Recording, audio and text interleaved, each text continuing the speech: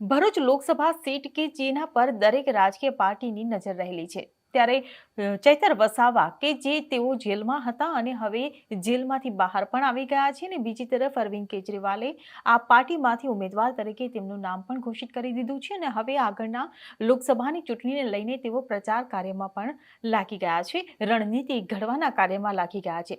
ત્યારે હવે તેમની સામે બીટીપીના છોટુ વસાવા કે જેમનું નામ પણ લોકસભા ભરૂચની સીટ માટે પણ ચર્ચામાં રહ્યું હતું।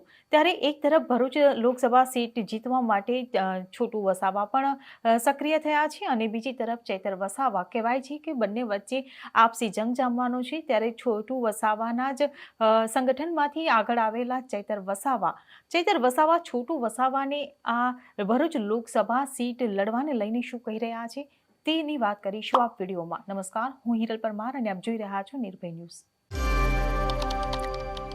છોટુ વસાવા કે જે બીટીપીના ભારતીય ટ્રાઇબલ પાર્ટીના અધ્યક્ષ છે અને ભરૂચ લોકસભાના સાંસદ પણ રહી ચૂક્યા છે અને આદિવાસી સંગઠનમાં તેમનું એક વર્ચસ્વ પણ રહેલું હતું, પરંતુ હવે તે વર્ચસ્વ ક્યાંક ને ક્યાંક ઓછું થતું હોય તેવું પણ દેખાઈ રહ્યું છે।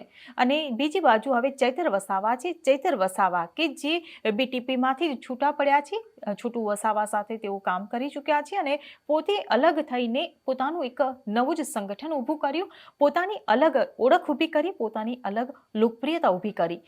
ત્યારે હવે ચૈતર વસાવા કે જે હાલના દેડિયાપાડાના ધારાસભ્ય છે અને આગામી લોકસભાની ચૂંટણી લડવા માટે પણ તેમની ઉમેદવારી પણ ઘોષિત થઈ ચૂકી છે। ત્યારે હવે છોટુ વસાવા અને ચૈતર વસાવા કે જે બંને નેતાઓ પહેલા એક થઈને કામ કરતા હતા અને હવે એવી વાતો છે કે બંને હવે આમને સામને ભરૂચ લોકસભા સીટને લઈને તેમની બંનેની વચ્ચે જંગ જામવાનો છે।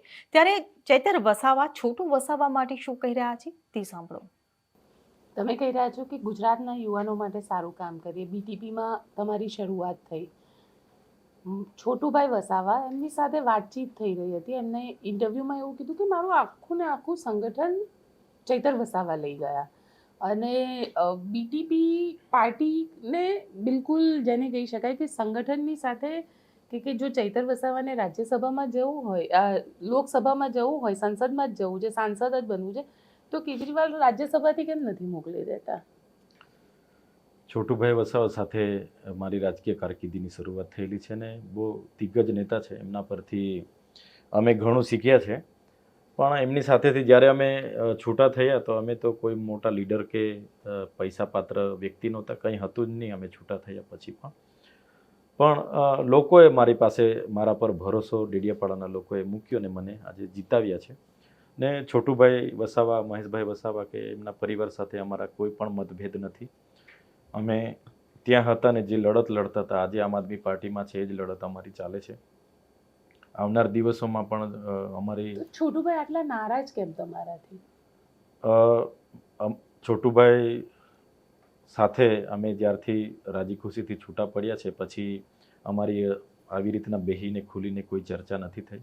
મહેશભાઈ મળ્યા છે, અમે સામાજિક પ્રસંગોમાં સાથે હોઈએ છીએ, એટલે જ્યારે એમની માર્ગદર્શનની જરૂર હશે, હું છોટુભાઈ વસાવા સાહેબની તબિયત અવારનવાર હું પૂછું છું। ત્યાંના ઘણા છોકરાઓ એમના સાથે હું ચર્ચા કરું છું, સાહેબની તબિયત કેવી છે, શું કરે છે સાહેબ, તો અમારે કોઈ એટલી નારાજગી નથી। હું એમને આજે પણ અમારા રાજકીય ગુરુ માનું છું અને એમણે મને ઘણું આપ્યું છે। તો આવનાર દિવસોમાં પણ જ્યારે દર્શનની મને જરૂર પડશે તો હું ચોક્કસ છોટુભાઈ સાહેબને પણ મળીશ અને એમના માર્ગદર્શનથી પણ અમે આવનાર દિવસોમાં આગળ વધીશું। મનાવવાનો પ્રયત્ન કરશો? મનાવવાનું નથી, અમે તો એમના શિષ્ય છે, એ અમારા ગુરુ છે, પણ એમની સાથે એમની સૂચના દિશાથી અમે આગળ વધીશું।